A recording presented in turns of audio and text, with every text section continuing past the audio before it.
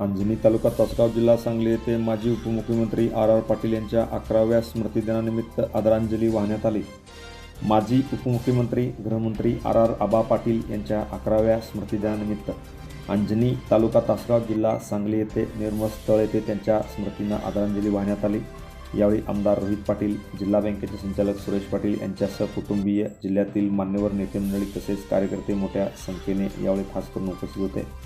आबा आज हवे होते। आबांनी राजकारणाच्या पलीकडे जाऊन सर्वसामान्य लोकांसाठी काम केले, त्यांची कमतरता भासते अशा भावना यावेळी सर्वांनी व्यक्त केल्या।